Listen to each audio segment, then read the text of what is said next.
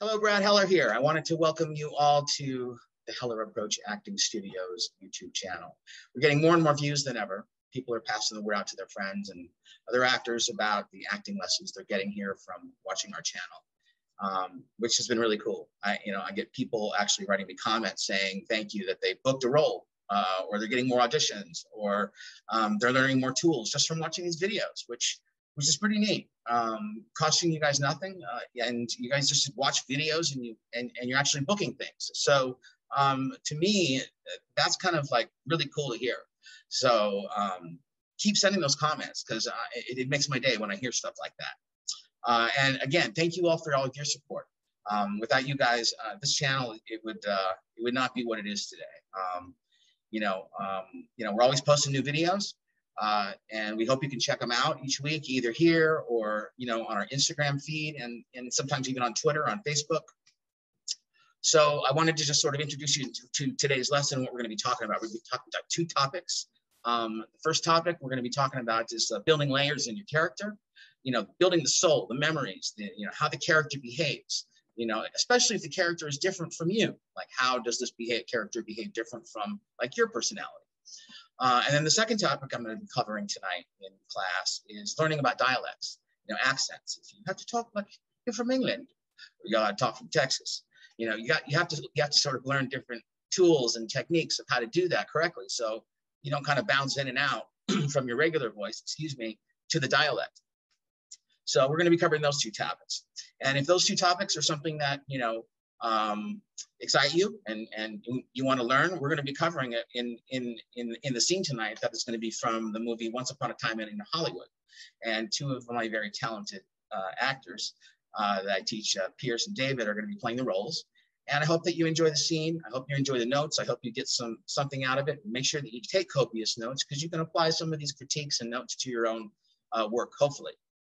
And if these topics sound like something that you would like to learn, make sure that you watch the whole video, and please be sure. We always appreciate it if you hit the like button, if you like the content, or even leave a comment. That's always great and appreciated.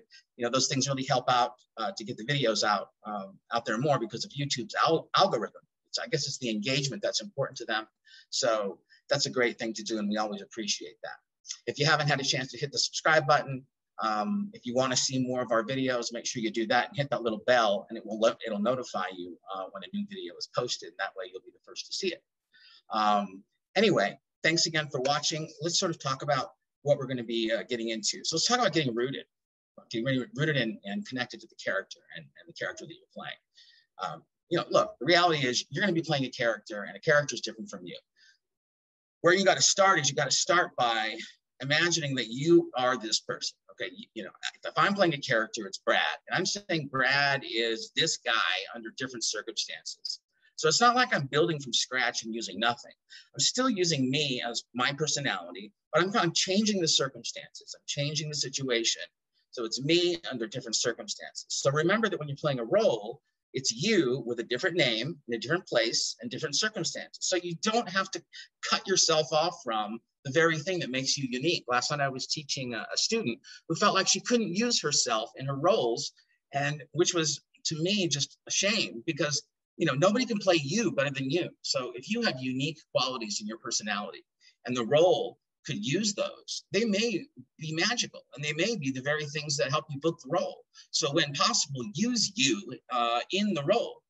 But let's say, for example, you're playing a character that's very different from you. Let's say, for example, tonight, like you're going to be seeing a scene from Once Upon a Time in Hollywood, and our student Pierce is playing like a celebrity actor akin to somebody like Leonardo Dicaprio. Somebody who's been seasoned, he's been out there, he's been, flocked by fans, people always wanting his autograph. He can't even walk down the street without people, tabloids taking his picture. How do you play a character like that? I know this is a problem that I personally have whenever I leave my house. There's people taking, I'm kidding, totally joking. No, that does not happen. If you were playing somebody like Leonardo DiCaprio, what is going to be different about, how you play this role different from you? Well, one thing I can tell you is that what I have noticed when I watch some of these very famous celebrities is that they have a certain glow about them. It reminds me of a roommate I had in college. And this was a great guy. My roommate was awesome. And he booked a TV show and he had to leave college for 2 years to go do a TV show. And when he came back, I mean, he was still the same guy, but there was like this strange, like amazing glow about him. And it was just weird. All I can tell you is it was weird. It was the same guy, same friendly, warm thing, but there was this essence, this glow about him that made me like, it was like magical. There was something about him. And if you're playing a character like that, some celebrity person that, you know, people are flocking around you, remember, you know, you're having to add different dimensions to your character. So what do I need to do? I need to take myself and I got to imagine myself under different circumstances. If I'm a celebrity, well, okay, so what does that mean? If I'm somebody like Leonardo, you know, I can't walk down the street. I can't go to a store.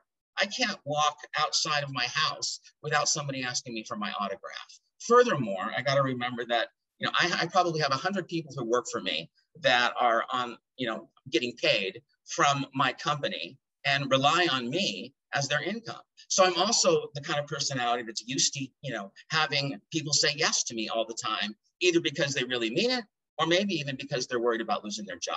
So what I'm thinking about is how I tick. Like, okay, I am this guy, and, you know, whenever I ask somebody for something, you know, the first thing they do is say yes. You know, if I say jump, they're going to say how high. And if I'm playing somebody like, you know, a seasoned celebrity, I've gotten used to it. So what you don't want to do is play this like you're a new celebrity, like you just found fame. You have to have a seasoned quality. So how are you going to do that? So what you're going to do is do a couple of things. Number one, I would study some famous actors and watch them and sort of see how they carry themselves, see how they talk and how they interact with other people. That's number one. Number two, I would do some improvisation exercises. I would actually sort of act out some scenarios of me being this character. Like, you know, imagine myself outside and I'm being, you know, hailed and flocked by tabloids and people asking me for my autograph and maybe people screaming, hey, I hated your movie or whatever, you know, so that I build this sort of quality that changes. It's still me, but it's a different version of me. So that's another thing I'm going to do. Another thing I'm going to do, like for this character, you know, that Pierce is playing in this movie, he's an actor who's been doing this for a while, but he's kind of been kicked out of Hollywood because there's a new generation. So he's got this sort of seasoned, burned out vibe. So maybe for me, one of the tools I would use is I would think a little bit about what does it feel like to be burned out? What does it feel like to be seasoned or like burned out or tired or exhausted? You know, and maybe I'm having a hard time connecting to that. So maybe what I'll use is my own life. And I'll think, you know, where have I felt that? Have I ever felt that feeling? And I'll kind of think of like, where have I felt like really burned out? I remember a moment. I was pre-med. I was studying to be a doctor at UC San Diego, and I was studying biochemistry, and I hated it, and I was burned out. I couldn't take it anymore, and I was exhausted. And just the thought of it made me want to vomit. Okay, so I may reflect on that to give me the essence or the vibe of being tired and exhausted from the world and life, and kind of fuse that into my character so that it's in my personality. Now, obviously, I'm not going to be thinking about that when I'm playing the role, but it's going to be something that I'm going to use when I'm building the character. Remember, we're talking about 2 steps in acting always. There's 2 steps. There's the preparing, and then there's the executing. Remember that when you're preparing, you're never acting the scene out. You're not doing the scene. You're not actually acting the words out. You're memorizing the lines. And then you're making sure that you understand why you're saying what you're saying. You're asking yourself questions like, why am I saying this? I have this line. I don't know what I'm talking about. You got to flush that out. You got to get familiar with it and ask yourself, do I know what I'm talking about? And if I don't, I either need to, let's say I'm talking to my friend and we went to the beach, you know, and in the conversation of the dialogue. And let's say I'm talking to him about that time we went to the beach and I'm talking to him and it's empty. So what am I going to do? Well, in my preparation, I'm either going to do some improvisation exercises of me and him with, you know, going to the beach together, or I'm going to think a little bit about a moment when maybe I was with, you know, a very good friend of mine and we had some good times together and I get that essence and I kind of get that vibe. And once I get it, I got it. Okay. That's what that thing is. So when I talk about the ocean, my body will remember to get there. I don't have to like rehash it, act it out. It's in me.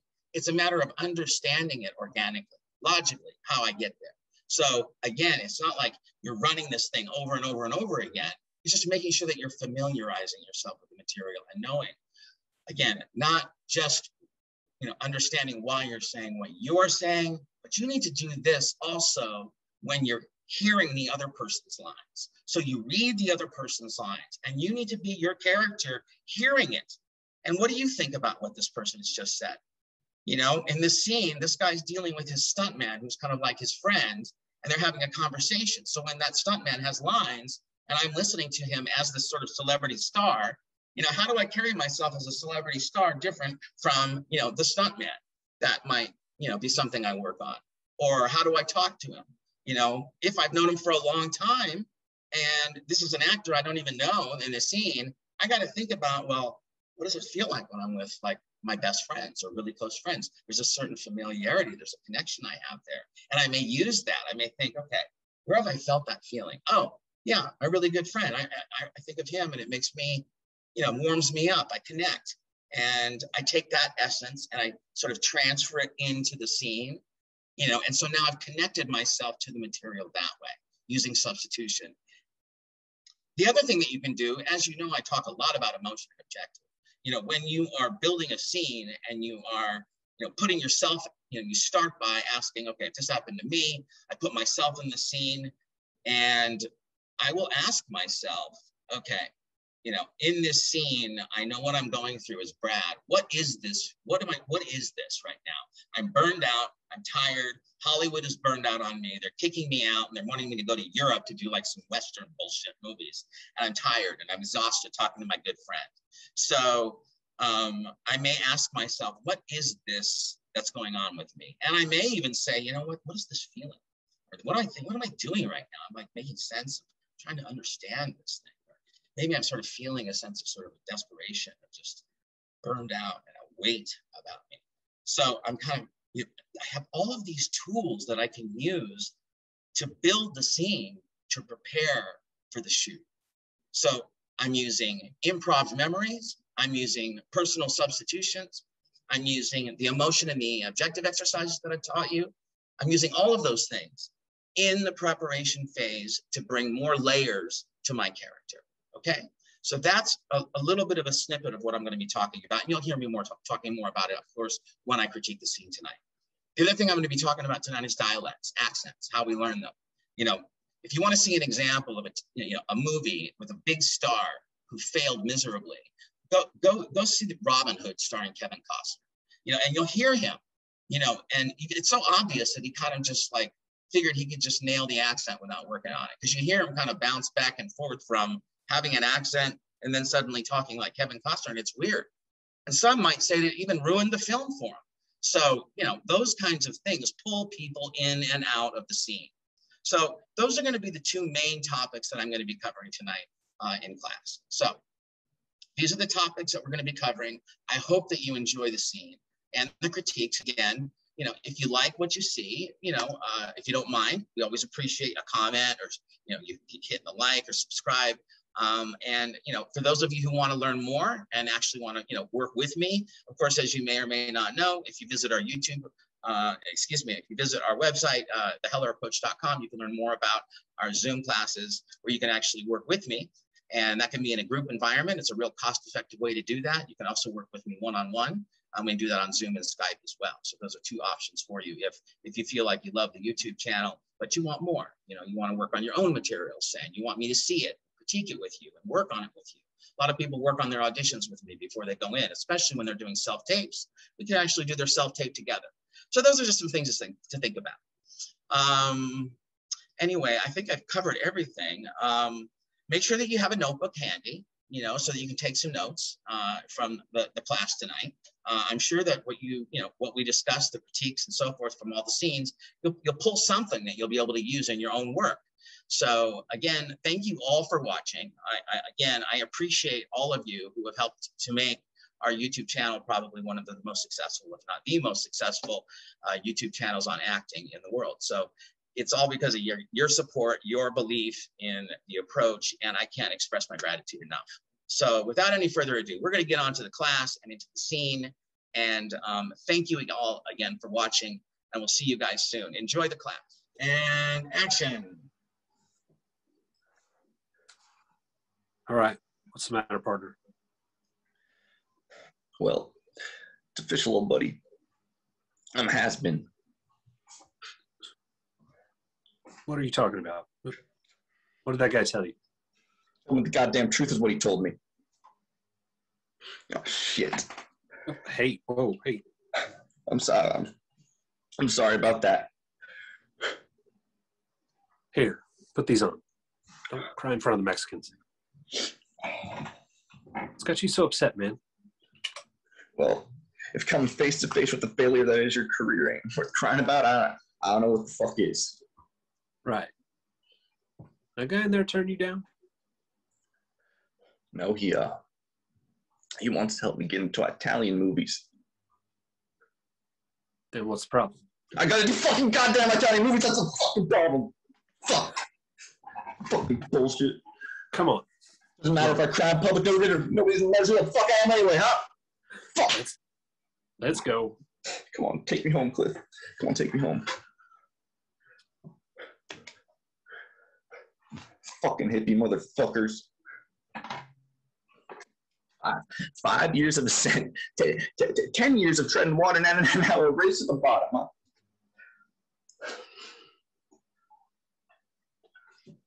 Look, I've never had much of a career, so I can't really say I really know how you feel.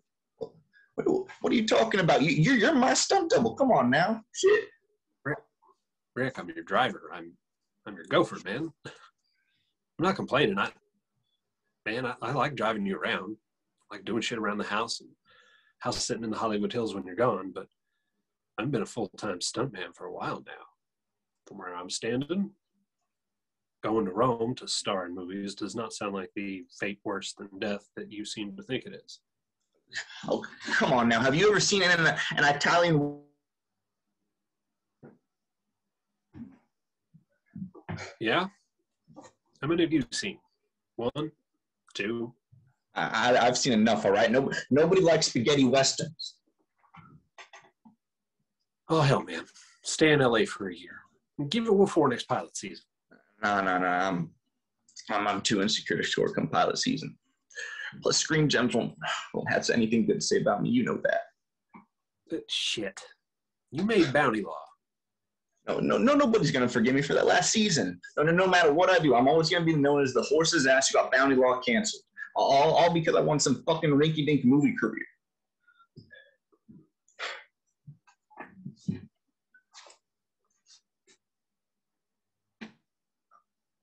Holy shit. That was Polanski. That was Roman Polanski. He's lived here for months now. For first time I've seen him. Holy shit. What is the first thing I said?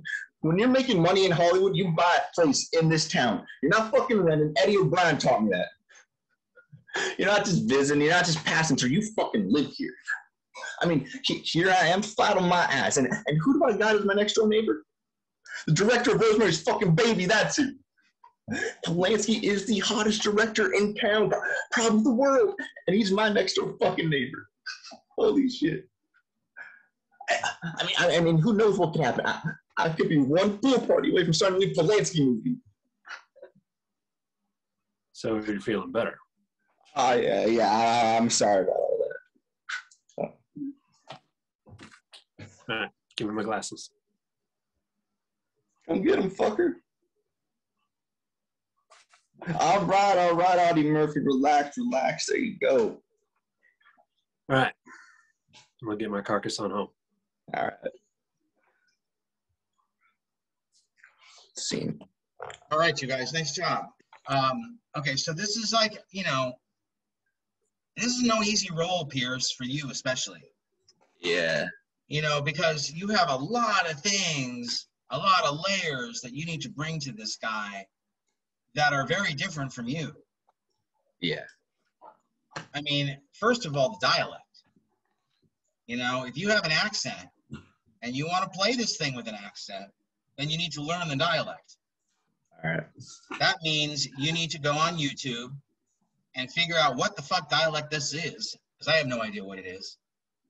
Is it Texas or something? I don't know. But there's some kind of a drawl that you have. Yeah. And I don't want anybody to think it's fake. And part of being an actor, if you have to play a character who has a dialect, is you have to do it in a convincing way. Otherwise, your audience gets pulled out. And you have to be able to do it in a way that you can just let go in the scene and just speak the lines, and they come out organically. And that means you have to practice the words. So it would be good for you to learn anyway, because you've never done it before. I don't think you've ever learned a dialect before, have you? Nah. So what you do is you go on YouTube, like I've had to do it before. Learn British accent on YouTube. Teach British accent. And they have tons of teachers there who will literally teach you how to do it. And it's free. So that's the first thing that you have to bring to the scene. Okay. The second thing that you have to bring to the scene is the celebrity. Okay, is the stardom. Don't worry, I have moments for you too, David. You have to bring I can't hear you. What? What? David, All right, I need to step away for like 2-3 minutes so I can move my vehicle. No problem. Right back. Okay. So anyway, Pierce. So you gotta. I don't want you to play a type of guy. I want you to be a real man. Okay. And I want you to think about what it feels like to be this guy. So you need to start looking into your life, Pierce, and think about moments in your life that were great, that were incredible, that made you feel like, getting on the college soccer team. I'm sure that was like a highlight. Yeah. When you found out that you were going to start. That must have been an incredible feeling. Yeah. And that vibe you need to connect to. And what was that feeling when you found out that you were what would you call that feeling? And then I'm sure you've been in a position when you lost the gig. Whether it be that or something else that's very important when you found out that, you're going to sit this one out. And and it's been happening for a while now. And you're basically being replaced. So I'm not saying it's the same, but you need to have something to connect to relate to. Okay. So when you found out, whatever, I don't even need to know what the event was, but when you were, on cloud 9, and then it went sour, and there was that moment when it really went sour. What would you call that moment, that feeling? I don't know, like devastation, humiliation. Yeah. That devastation, that humiliation. And what were you thinking when it happened? And it doesn't have to be, it could be anything. It could be, it could be as an athlete, it could be as an actor, it could be being dumped by a girlfriend. It could be something where you were at a high and you went to a complete low. And what was the feeling? You got humiliation and devastation, whatever you call it. But what were you thinking in your brain? What were you trying to do? What the fuck did I do wrong? Trying to figure out how did I get here? Yeah. Right?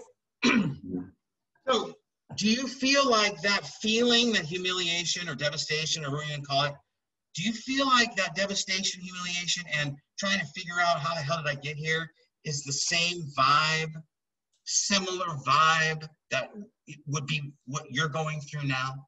Yeah. So then that's where you start. Okay. Because again, it's still Pierce with a different name, different circumstances, so forth. Yeah. But it's still you. So you have just found out that this thing has happened. And I don't want you to slip into doing a thing. Do you know what I mean by that? Yeah. What do you think I mean by that? By slipping into this thing of me thinking that's actually what's happening in the scene, what I'm thinking. Well, what I'm saying is kind of playing. When I say play a thing, I'm doing the whining thing. The one, okay. I'm doing the crying bit. Okay. I need it to be honest. I need you to think a little bit about when you found out this bad news and you were talking to somebody about it, how that felt. Okay. And how did you contain it? And did you contain it? And were there moments when you couldn't contain it? Because it doesn't feel rooted in truth. That's number one. And then, you know, you were talking about things about being a Hollywood star that felt empty to me. Like there was no connection, soul. And you need to get connected to it. How do I do that? I think about my own life. Where have I felt something like this? We talked about your idol like being Ronaldo, right? Yeah. So today you found out Ronaldo lives next door to you. Okay, like that glow of that is what's going on with you with 𝗔𝗹𝗹. And how do you get into a state where you need to actually believe this, Pierce, that because he lives next door to you, that suddenly Ronaldo's going to get you on his team because you live next door. That's the way you think. So the way you think is different from Pierce. There's a way, I mean, I've said this before, but I've worked with many celebrities, and there's a certain, not all, but there's a certain vibe that some of them have because they're so used to the world revolving around them and yes men and yes women to them because their jobs are riding on it. So everybody's yes, yes, yes, yes. It's all about pleasing you. That, of course, 𝗔𝗹𝗹 is going to put me in his film. That's the way you think. You don't think about like, well, how am I going to make that happen? Or it's just, it's going to happen because for you, you know, a lot of good things have happened and that's just the way that, you know, your life is gone. So when you say it, you really believe it. Does that make sense? Yeah. So that's when you got to, again, connect to truth. How could it be, Pierce? Where have you been in a position that you actually believed that because you knew somebody, that they could do something this big, like make you star in his movie? Like you need to connect to that truth of Pierce's life where you've experienced something like, obviously it's not gonna be the same, but you gotta connect it and understand what that feeling is.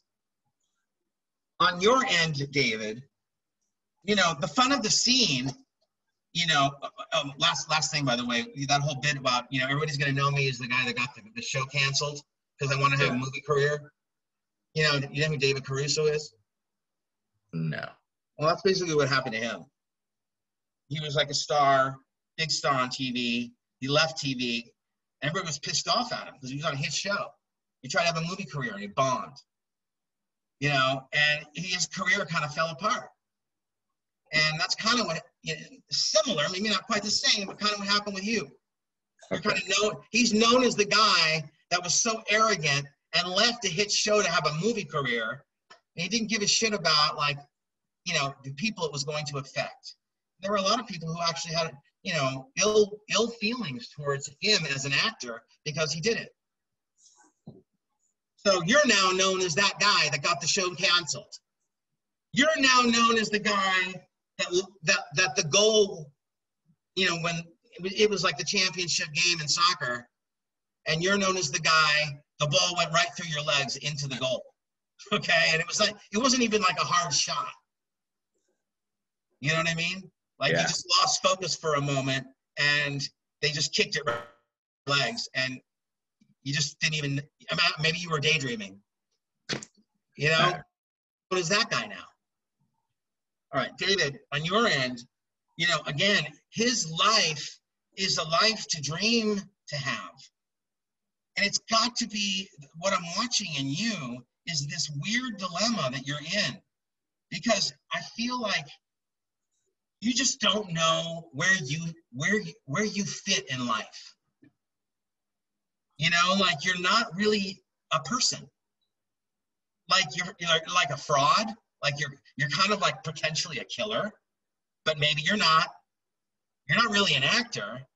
You're a stuntman. This guy is not really your friend. You kind of work for him, and there's just like no real connections to anything in your life. And what is it like to sort of float around like that? Does that make sense? Yeah. And to be talking to somebody who has everything and is complaining about it, and to not be able to express your frustration in hearing him complain about it. You know, like when you give him the glasses. Yeah. There's a side of you that genuinely wants to give him the glasses. There's another side of you who wants to take the glasses and stab him in the eye with them. Because of the jealousy of what this guy has, and he's complaining. Do you understand what I mean? Yeah. So I'm not getting that. I'm not getting the depth of that kind of a relationship between the two of you, that history. That, you know, when you go out, dude, you don't exist. When the two of you go out, everybody is all over Pierce. And you like hang on. You're like the hanger on. You know, and Pierce would introduce you to people. Oh, this is my stuntman. He does my stunts for me. And the girls are like, oh, really? That's cool. And they don't even know what that means. So what about the movie? What movie are you in next, Pierce? And that's the life you live. And you have very little money. I mean, think about it, you know, whether or not you killed the person, if you have made the choice that you got away with it, that's some dark shit that you're hiding. And you're on, you know, either way, you're walking on eggshells in life. Because you need to be, like, off the radar. Like, I wouldn't be surprised if you specifically have chosen to stay a stunt double. Because the worst thing you could do is become famous. Yeah. Because then what happens? Then people start asking questions. Yeah. I mean, that's how a lot of people get caught, right? Because, you know, they become famous, or they do a documentary, or they start going on the news, start talking about the crime or whatever. Or they're just famous and people are talking about it. And then they start digging out all these weird things, all these skeletons in your closet. So how odd that must be for you to have the desire to be this actor, but yet you can't because of a crime that you're suspected of committing, whether you did it or not. You don't want to open that door. Yeah. And you're always, what's so hard is you're always around it. It's, again, I always use this as an example because I love sweets so much, but it's like, it'd be like me walking around all day, every day, with a chocolate cupcake a foot in front of me that I'm not allowed to eat. That I can smell and I can look at, but I'm not allowed to eat it. And I can't leave it. And I have to leave it with me. Think about day after day, David, after day after day of all the accolades and all the gifts and all of the like compliments and all the shit that Pierce gets. And you see him here complaining. That's got to blow your mind. It's fucking mind-blowing. And I'm not getting that from you. And if you have made the choice that you are the killer, then I need to get that in your eyes, that you're capable of that. And you are hiding a secret like that. Okay? Okay. So, do you know what to do? Yeah. All right, Pierce, do you? Yeah. Guys have to flush the scene out. You got to get more connected to it. You guys are better than that. You're both good actors. You really are. But, you know, this is not going to get you the role. Yeah. They'll call you in and they'll say, oh, that was pretty good. Are you blowing me away and making me hire you? I don't know about that yet. Have you convinced me, Pierce, that you are like, I don't know, who plays your character in the movie? Leonardo DiCaprio. So imagine, you know, a Leonardo DiCaprio who can't get hired. You know, he's now kind of being kind of shoved out. Is there an actor that you can think of that's like that now? Either of you? Because I can't think of anybody now. I know John Travolta was like that for a while until he did Pulp Fiction. Johnny Depp's the closest one that comes to mind. Okay, so imagine being Johnny Depp. That's a great one. You know? You need to make me believe that you have had the life of Johnny Depp. Johnny Depp owns his own island. And suddenly, can you imagine I mean, I would not be surprised if he kills himself. To go from the highs that he has been on to now being known as like a wife beater and all that other shit that's coming out now and all the stuff that he did and the drugs and all the other stuff that people are saying about him and what it's like for him to walk into a room now and how people look at him different compared to the way that they looked at him before. You're gonna make me believe that, Pierce. Okay. This is no easy task, this scene. This is a hard one. I mean, there are so many layers to this movie, I can't even tell you. You guys know what to do, and think about where you're coming from, what's happened. You know, you've been ostracized, you've been kicked out of Hollywood, you've been told you got to go to Italy to get work. And David, you're a stuntman, your dream was to be an actor. Instead, you couldn't get work as an actor, except small little gigs, but you couldn't pay your bills, so you found a way to pay your bills and be on set by being a stuntman.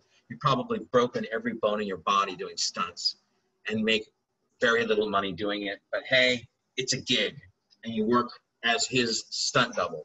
You do his stunts, and you guys are hanging out, having a conversation. Take a moment, drop in, here we go, and action. All right. What's the matter, partner? Well, it's official, old buddy. I'm a has-been. What are you talking about? What did that guy tell you? He told me the goddamn truth of what he told me. Oh, shit. Whoa. I'm sorry about that. Hey, here, put these on. Don't cry in front of the Mexicans. What's you so upset, man? Coming face to face with the failure that is your career ain't worth crying about. I don't know what the fuck is. Right. That guy in there turn you down? No, he wants to help me get into Italian movies. Then what's the problem? I gotta do fucking Italian goddamn movies. That's the fucking problem. Fuck. Come on. It's fucking bullshit. Doesn't matter what I cry in public. Nobody remembers who the fuck I am anyway, huh? Fuck. Hey, let's go. Come on. Take me home, Cliff. Come on, take me home.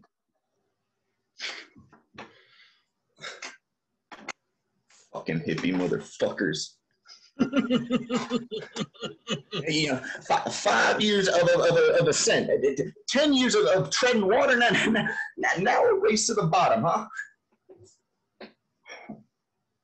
Look, I've never had much of a career to speak of, so I can't really say I really know how you feel. What are you talking about? You're my stunt double now. Come on now, shit. Rick, I'm your driver, man. I'm your gopher. I'm not complaining, man. I like driving you around. I like doing shit around the house sitting in the Hollywood Hills when you're gone. But I haven't been a full-time stuntman in a while now. From where I'm standing, going to Rome to star in movies does not sound like the fate worse than death that you seem to think it is. Oh, well, come on now. Have you ever seen an Italian Western, huh? They're awful. It's a fucking farce.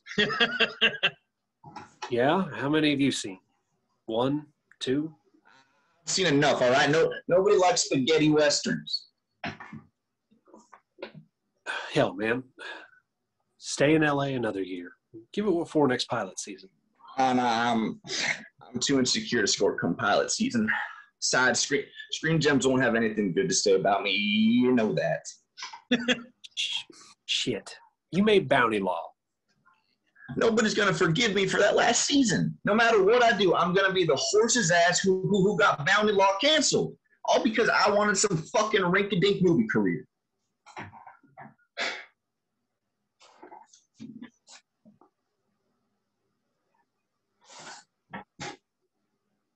Holy shit. That was 𝗔𝗹𝗹. That was Roman 𝗔𝗹𝗹. Yeah, he's lived there for a month now. First time I've seen him. Holy shit. You know, what have I always said? When you make money in this town, you buy a house in town. You know, Eddie O'Brien, he taught me that. You know, you're not just visiting, not just passing through. You fucking live here. You know, here I am, flat on my ass, and who do I got living next door to me? The director of Rosemary's Fucking Baby. That's who. 𝗔𝗹𝗹 is the hottest director in town right now, probably the world, and he's my fucking neighbor. Holy shit. I mean, who knows what could happen? I could be one pool party away from starting the new 𝗔𝗹𝗹 movie. So you're feeling better? I'm sorry about all that. Give him my glasses. Come get him, fucker. All right, Audie Murphy. Relax. There you go. All right. I'm going to get my carcass on home. All right. Scene. Okay, you guys. Very good. You're done. Nice job. Here we go. Yeah, that was awesome. Two. Yeah, great. It's really good. Really, really good. Yeah, I mean, on your end, Pierce, you know, you were so much more connected today to, you know, to the life that you've had, to 𝗔𝗹𝗹, to Italian Westerns, to, I mean, just feels to me like you really worked on the scene. And did you? Yeah. It feels to me like you really developed and you knew what you were talking about. You were connected to it. And when you got really, like, when you were, like, saying, I brought Roman 𝗔𝗹𝗹 and Rosemary's Fucking Baby, like, I believed that you really believed it. And when you say I'm 1 foot away from, you literally are 1 foot away because he's your neighbor. Yeah. Like, so, and David, just, you didn't have to do a lot because all you had to do was just stare at him. Just, you know, and just, I don't know what it was you were feeling. If there was like an element of like this sort of bewilderment or jealousy or just confusion, but there was so much like weirdness going on with you as you were watching him because he's complaining about this life that you would dream to have. And, you know, I also bought that you guys had a nice connection. So you managed to sort of look beyond that, David, and it seems like, you know, beyond the jealousy and the envy and just sort of accept who you are. And it is what it is. And, you know, if he goes to Rome, you'll go to Rome and you'll be a stunt double there. You know, it doesn't sound so bad. So what are you complaining about? And then you even ask him, have you ever seen one? And have you, Pierce? Yeah, no, probably not. Probably not. He's just assuming, right? And I think that was. I mean, I didn't. When the way you played it, it looked like you hadn't. You were just assuming they were farces. But you call him out a little bit, David, and I like that. And I like that relationship, and I liked your reaction to it, Pierce. Like, you hadn't. But you know, there's no fucking way they're good. Yeah. Anyway, nice work, you guys. I really loved it. Thank you.